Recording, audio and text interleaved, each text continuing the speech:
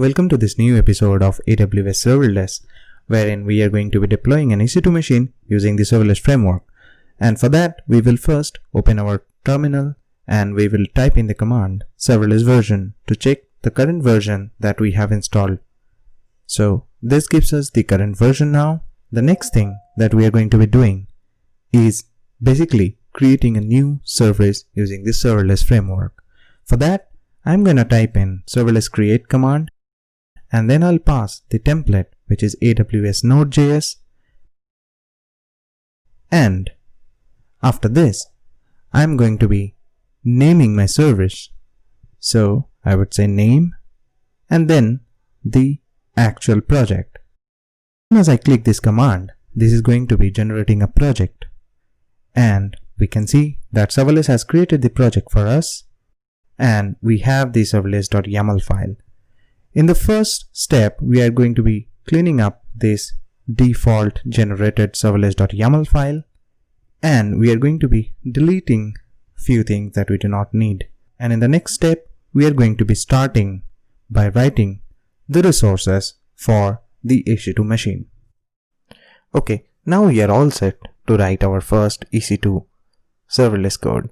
Therefore, we navigate over to the serverless.yaml file and we quickly declare a resources section. And here in the comment, I will write that this block is for creating a new EC2 resource. So I can add the comment and then I can declare a list. I'll declare a list because I can add more than one resource file here. And here I am going to be using the serverless function called file. The file actually locates the file present in any directory within our project. And as I have declared a resources directory which will be containing the ec2.yaml file, I'll first create the resources directory. Inside resources directory, once it is created, I am going to be writing a new file called ec2.yaml. Now inside the ec2.yaml, the declaration would start with resources, as we are going to be defining the resources for this EC2 machine. Okay, so right now we are going to be writing the resource definition here, and to start with, we are first going to name EC2 instance as the name of our resource. And here, as you already know, that we are going to be needing two definitions. One is the type and the second one is going to be properties.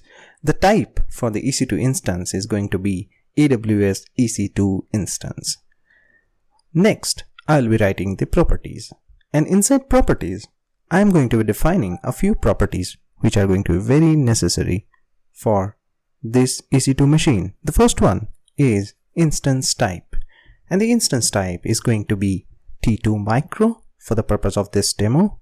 But however, we can choose from all different type of instances present in AWS.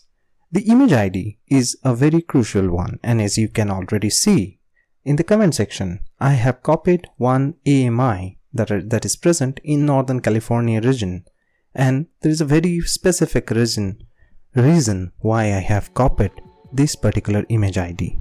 Okay, I have copied the image ID, and next goes the next property, which is tags. Now tags is going to have a list of keys and values. So the first one I'll be writing with key is the name, and the value for the name is going to be something like Code Geeks EC2.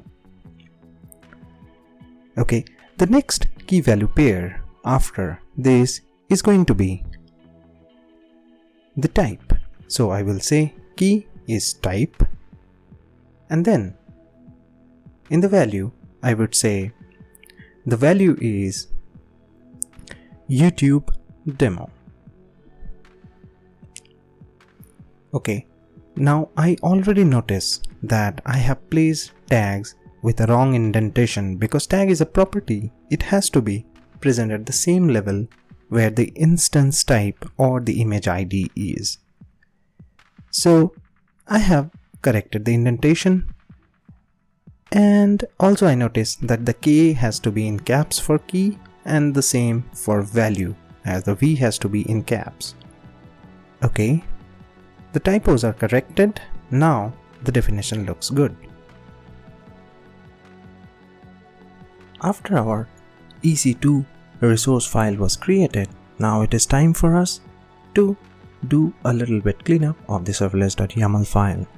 As we can see that serverless has a functions block, which is not necessary because we are going to be deploying some EC2 resources and not any Lambda function. So we go ahead and delete the functions block, and then we see the provider section is also available, but we are going to need provider section, and that is something we are going to be seeing in the next part of the tutorial. So let's first check the present working directory, and we can see that we are in the root of the project where the serverless.yaml file exists. So now we are in a good situation to call the sls deploy command. Now clicking on sls deploy is going to be deploying the stack that is defined by the serverless.yaml file, and basically it is going to be creating a stack in the CloudFormation section that says AWS EC2, which deploys the resource which is defined by the ec2.yaml. So let's go to the console and quickly verify that there isn't any EC2 machine running currently, and also let's move over to CloudFormation and verify if there is any stack existing by the name of AWS EC2. The CloudFormation page is loading, and we can see that there are already some stacks present for this particular user in the selected region, but there is nothing by the name of EC2. So this is the time we can hit the command sls deploy, and as soon as we do that, it's going to be creating a stack in our CloudFormation by the name AWS EC2 dev. Now dev comes from the stage, and that's a property of serverless. I have hit enter for sls deploy, and we are going to be seeing that particular stack coming up very soon in the in progress section. Okay, we can already see that create in progress has been started for our current selected stack. Now, if you remember that we are trying to deploy the EC2 machine, and that EC2 machine is relying on one particular image ID which was selected for Northern California region. And if our intuitions are correct, this stack is going to fail. And why it is going to fail? Yes, the answer is that it's not going to find the image ID because currently we are in the Northern Virginia region, and the image that we had copied was present in the Northern California region. So we can see that the serverless has failed, and it exactly spits out the error saying that the AMI doesn't exist. Just to confirm, we are going to check the stack info, and it says the update rollback in progress, which means that the stack has failed and it has already initiated the process of deleting everything that was created. And now if we want to verify the image ID, we will see that this image ID had actually existed in the Northern California region. And now if we go to our console, we can see that our currently selected region is Northern Virginia and not Northern California. So for the next step, we will have to move over and select Northern California for our CloudFormation and EC2. And after we do that, we will have to specify the region within the provider section, because by default, if no region is mentioned, it takes the Northern Virginia region. But now we know that we are going to be using Northern California, which is US West 1, and US East 1 was for Northern Virginia. So we have now selected US West 1, and now is the time that we move over to console and select the selected region to be Northern California, and we'll quickly verify that there isn't any stack existing by the name of EC2 as well. Okay, that part is confirmed. Now let's move over to EC2 dashboard and select the Northern California region here as well. We should see that the currently running instances are 0. So we are now in a good condition, and we can hit this SLS deploy command again. So let's wait. It should bring up the new create in progress stack by the name of AWS EC2 dev, and that's something that we can already see here, and the resource creation has started. In the first step, we can see that it has already started creating the S3 bucket for deploying, and the EC2 hasn't yet been created. Let's go back to our CloudFormation and verify the current status and see what all resource creation commands are in progress. Okay, in this section we can see that now things are looking much better, as we can see that there is already one create complete command passed in, and our AWS EC2 dev has completed successfully, which means that our stack creation is successful. However, we do not have the EC2 machine created, and the answer to that is that the current status is update in progress and it is not update complete. So we would have to wait until the status becomes update complete, and we can verify that in our console that the stack status is update progress. Well, we go to the EC2 section of the dashboard again and we click on refresh, and we see that the instance has been created as the status has changed from update in progress to update complete. So now we can see that this EC2 machine has been created by the name of CodeGeeks EC2, the status is running, and also the instance type is the one that we had selected, which is T2 micro. Let's verify all the properties from our definition. Yes, the instance type is T2 micro, and we can see that all other things are looking good for us. So the question is, what's next? So now, because the status of this stack has finished, it means that all of our resource creation has finished.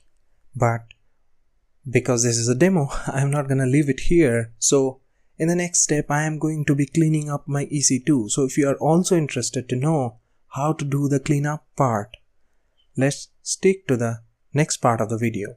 So in the first step, what we are going to do is that, okay, we know the instance ID for our instance. So now we can first stop our instance, which is currently in the running state. Click on stop the instance.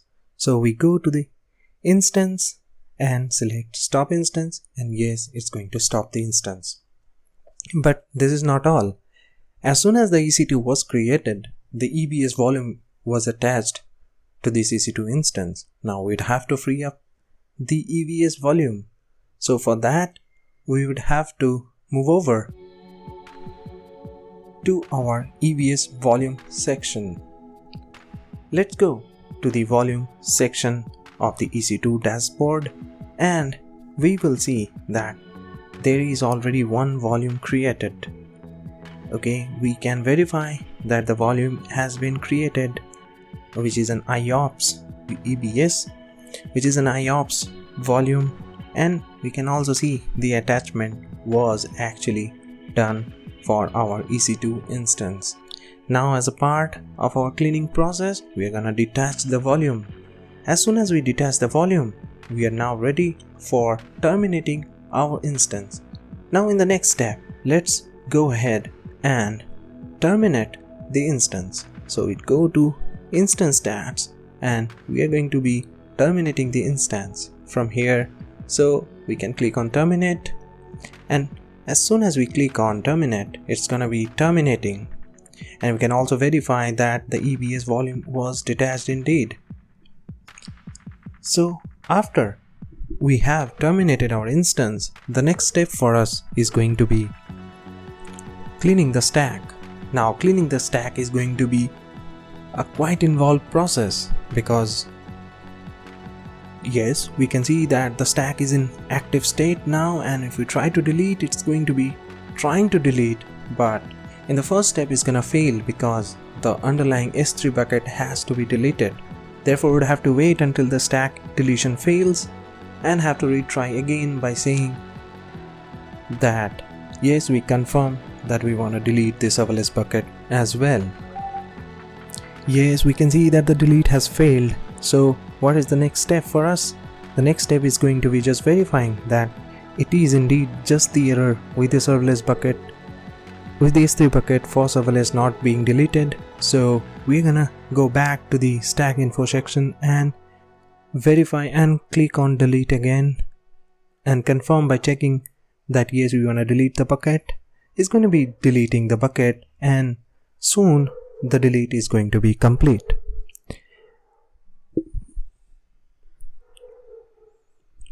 Now the delete is complete, so we are all good with our current stats, and the instance is also in a terminated state. And so with this, we are not going to be incurring any cost